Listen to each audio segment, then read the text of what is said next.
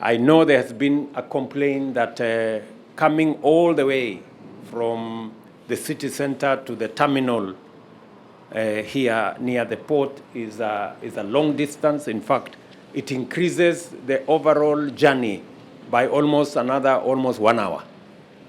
So we have now decided that we are going to have a train station in the middle of town. So to the people of Mombasa, shortly, in the next 3-4 months, you will not need to come all the way to come and board the train or to engage matatus and tuk-tuks and boda-bodas. We will have a train station in town that will facilitate easier movement of both the people coming and the people leaving. There is absolutely no reason why we cannot engage the private sector to provide us the use of scanners as a service. There is absolutely no benefit in, as a government, owning these huge scanners, where to replace a bolt or a nut or something requires procurement and many other things. We should, Waziri Murkomen, PS Sagar, you should facilitate the port to engage private sector players to provide scanner services to the port. We don't have to deploy public money, my friend.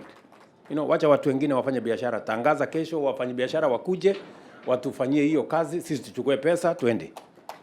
Na hawa watu wengine wafanye kazi yao. At a small fee, we can be able to deliver that service.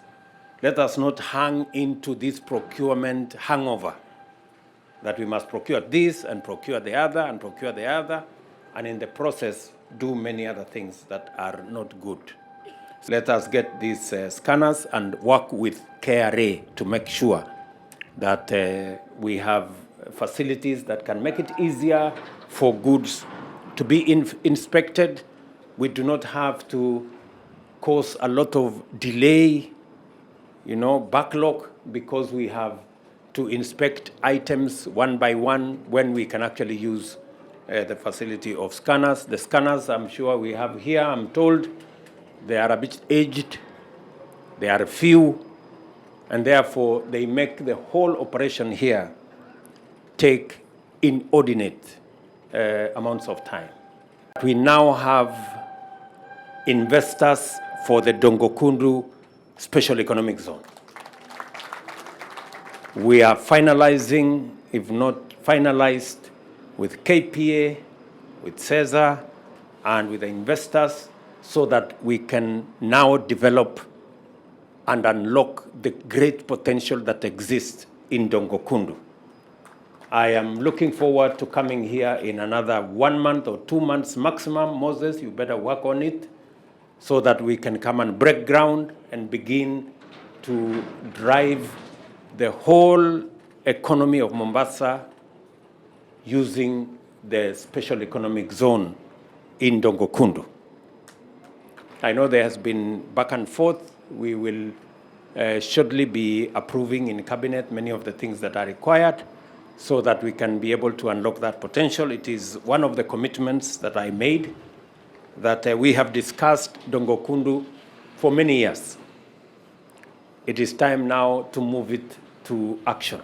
And before the end of this year, you will see a different arrangement around Dongokundu, and we can be able to unlock the potential for jobs, for growing the economy, for opportunities for business, using our special economic zone here in Dongokundu. Systems that are in use at the port. One system by KRA, one system by this organization, another system by another organization. My instructions are that since we are consolidating all our digital frameworks around what we all know as e-citizen, the department concerned with e-citizen should now mobilize all our actors with the different systems so that we can make sure all these systems are harmonized, they can speak to one another, and we can remove the silos that are slowing down the delivery of services around this port. I am very aware that that process can be completed in the next 90 days. PS Somolo, please inform your colleague at Citizen Services and ICT to make sure that we bring all, and I already gave instructions to KRA on what they need to do in making sure that we have a system that has the capacity to harmonize all the different interventions and all the different systems so that we can create a lot more efficiency. This whole process has to be supportive of our overall economy. We have a duty. This port is not a Kenyan port. This is a port that we share with many countries. And when things are not working well here, we are also affecting many other countries.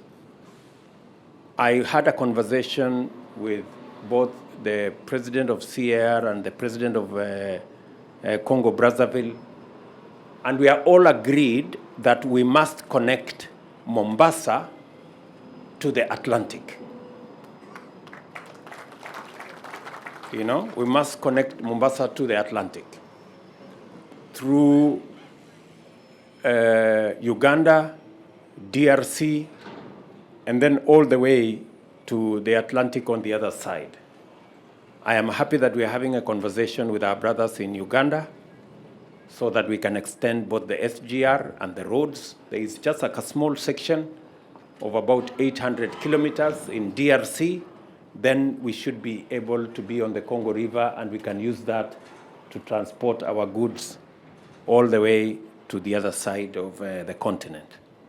So we must look at this piece of infrastructure as not just about Kenya.